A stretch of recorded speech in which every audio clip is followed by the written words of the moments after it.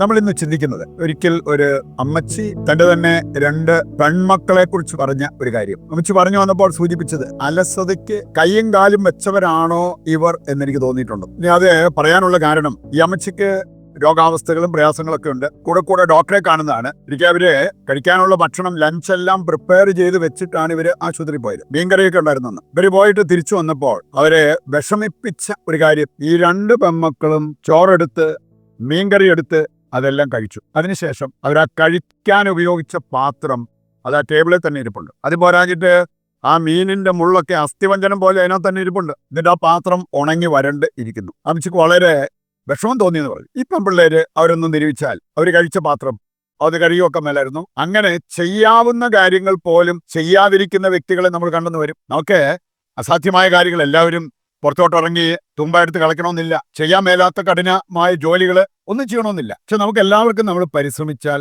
ചെയ്യാവുന്ന ചില കാര്യങ്ങളുണ്ട്. അതുപോലും ചെയ്യാതിരിക്കുന്നവര് അലസരാണ്.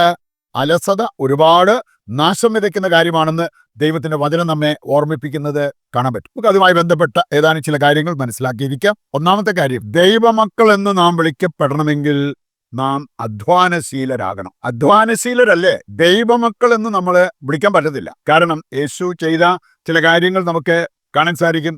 മർക്കോസിന്റെ സുവിശേഷം 6-ാം അധ്യായത്തിലൂടെ കടന്നു പോകുമ്പോൾ, പ്രത്യേകിച്ച് 3-ാമത്തെ വചനത്തിലേക്ക് വരുമ്പോൾ അവിടെ പറയപ്പെട്ടിരിക്കുന്ന ഒരു കാര്യം, അവൻ മരപ്പണിക്കാരൻ എന്ന് വിളിക്കപ്പെട്ടു. യേശുവിനെ കിട്ടിയ ഒരു ചെല്ലപ്പേര് മരപ്പണിക്കാരൻ, കാർപ്പന്റർ. എന്തുകൊണ്ടാണ്?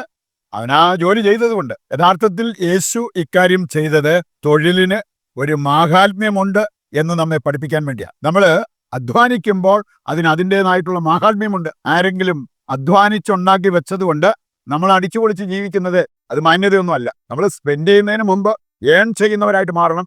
അതിന് അധ്വാനിക്കുന്നവരായിട്ട് നമ്മൾ മാറണം. ഇതുമായി ബന്ധപ്പെട്ട ഏതാനും ചില വചനഭാഗങ്ങൾ കൂടി നമുക്ക് എടുക്കാം. 2 തെസ്സലോനിക്ക 3-ാം അധ്യായം 10-ാമത്തെ വചനം പറയുന്നുണ്ട്, അധ്വാനിക്കാത്തവർക്ക് ഭക്ഷിക്കാൻ അവകാശമില്ല. നമ്മൾ ഭക്ഷിക്കുമ്പോൾ അത് ആസ്വദിക്കണമെങ്കിൽ അധ്വാനിക്കുന്നവരായിട്ട് മാറണം. 2 തീമോത്തി 2-ാം അധ്യായം 6-ാമത്തെ വചനം പറയുന്നത്, അധ്വാനിക്കുന്ന കർഷകനാണ് ആദ്യ ഫലത്തിന് അവകാശം. അധ്വാനിക്കാതെ വല്ലവരും അധ്വാനിച്ചത് നമ്മൾ പോയിട്ട് കട്ടുപറിക്കുക, അല്ലെങ്കിൽ അങ്ങനെയുള്ള കാര്യങ്ങൾ അത് എടുത്തുകൊണ്ട് പോരുക, അതൊന്നും ദൈവമക്കൾക്ക് യോജിച്ച കാര്യമല്ല എന്നുള്ളത് കർത്താവിന്റെ വചനം നമ്മെ ഓർമ്മിപ്പിക്കുക. സുഭാഷിതങ്ങൾ 12-11-ാമത്തെ വചനം കൂടി എടുത്താൽ അവിടെ പറഞ്ഞിരിക്കുന്നത്, അധ്വാനിക്കുന്നവർക്ക് യഥേഷ്ടം ഭക്ഷണം ലഭിക്കും. ഇന്ന് വേണ്ടതുപോലെ കഴിക്കാൻ ഭക്ഷണമോ അല്ലെങ്കിൽ ജീവിതത്തിലൊരു ഉയർച്ചയോ ഇല്ലാത്തതിന്റെ ഒരു പ്രധാന കാരണം അലസത. അലസതയ്ക്ക് കൈയും കാലും വെച്ചതുപോലെ ജീവിക്കുന്ന വ്യക്തികളെ ഇന്നും നമ്മൾ കണ്ടെത്തിയെന്ന് വരും. സഭാപ്രസംഗൻ 5-ാം അധ്യായം 13-ാമത്തെ വചനം നമ്മെ ഓർമ്മിപ്പിക്കുന്ന ഒരു കാര്യമുണ്ട്,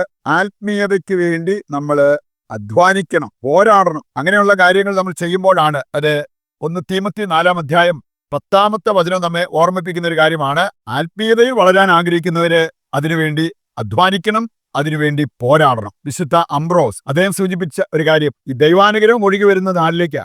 അതിനുവേണ്ടി അധ്വാനിക്കുന്നവരിലേക്ക്.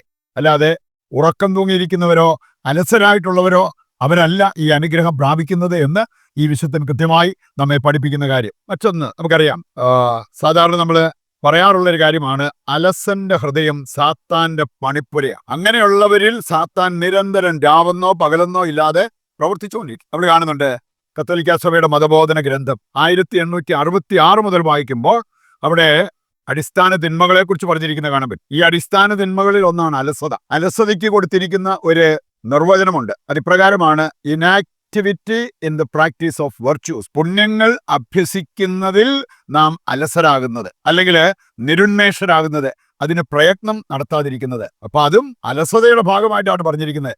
അതുകൊണ്ടാണ് നമ്മൾ അനുദപിക്കുമ്പോൾ ചെയ്ത പാപങ്ങൾ മാത്രമല്ല, ചെയ്യാതെ പോയ നന്മകളെക്കുറിച്ചും ഓർത്ത് നമ്മൾ അനുദപിക്കാറുണ്ട്. അവസാനമായിട്ട്, തിന്മ പെരുകാൻ അനുവദിക്കുന്ന ഒന്നാണ് അലസത എന്ന് ദൈവവചനം നമ്മെ ഓർമ്മിപ്പിക്കുന്നുണ്ട്. പ്രഭാഷകൻ 33:28-ാമത്തെ വചനം പറയുന്നത്, അലസത തിന്മകൾ വർദ്ധിപ്പിക്കും, വളർത്തും. അലസന്റെ ജീവിതത്തിൽ ഒരുപാട് തിന്മകൾ കുമിഞ്ഞുകൂടും എന്നുള്ളത് നാം മനസ്സിലാക്കിയിരിക്കേണ്ട ഒരു കാര്യമാണ്. ജോബ് 4-ാം അധ്യായം 13-ാമത്തെ വചനം പറയുന്നത്, അലസത ദാരിദ്ര്യത്തിന്റെ മാതാവാണ്. അലസനെ ദാരിദ്ര്യം പിടികൂടിയിരിക്കുന്ന. സുഭാഷിതങ്ങൾ 24:30 മുതൽ വായിക്കുമ്പോൾ അലസന്റെ ചില അടയാളങ്ങൾ കാണാൻ പറ്റും. അവിടെ പറഞ്ഞിരിക്കുന്നത്, ഞാൻ അലസന്റെ വയലിലൂടെ കടന്നുപോയി. അവന്റെ വയലെങ്ങനെ കിടക്കുന്നു, അവന്റെ വീടെങ്ങനെ കിടക്കുന്നു എന്നെനിക്ക് മനസ്സിലാക്കാൻ പറ്റി. അവിടെ പറഞ്ഞിരിക്കുന്ന ചില കാര്യങ്ങൾ. ഒന്ന്, അലസന്റെ വയൽ എത്ര ശോചനീയം എന്നാണ്. കാരണം മുള്ള് നിറഞ്ഞ് അതെല്ലാം പുല്ലുകൾ ഉയർന്നു നിൽക്കുന്നു അവന്റെ വയല്. മാത്രമല്ല അവന്റെ വീടിന്റെ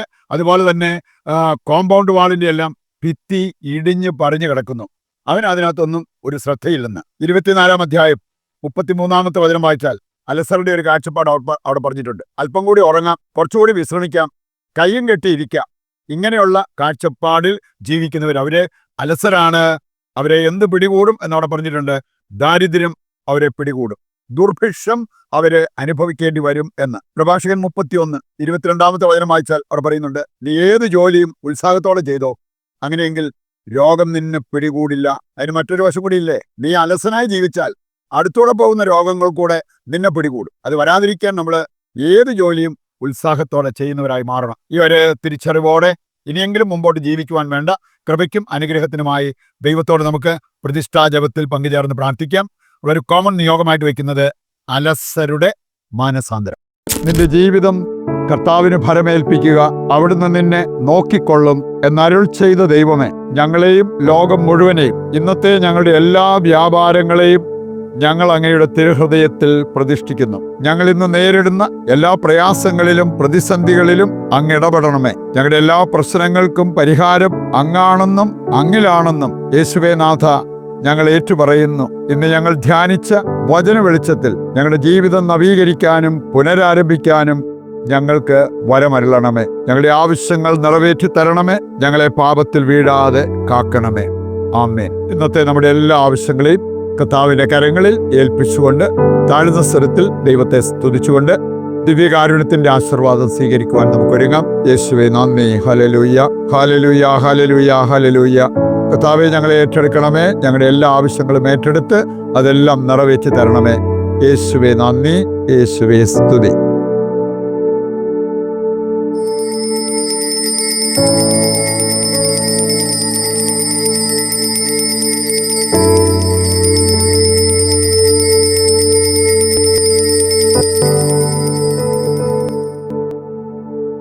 പരിശുദ്ധ പരമ ദിവ്യകാരുണ്യത്തിന് എന്നേരവും ആരാധനയും സ്തുതിയും പുകഴ്ചയും ഉണ്ടായിരിക്കട്ടെ. മറ്റൊരു എപ്പിസോഡുമായിട്ട് വീണ്ടും നമുക്ക് നാളെ ഒന്നിക്കാം. ഈശോ മിശിഹായ്ക്ക് സ്തുതിയായിരിക്കട്ടെ. ദൈവം നിങ്ങളെ സമൃദ്ധമായി അനുഗ്രഹിക്കട്ടെ.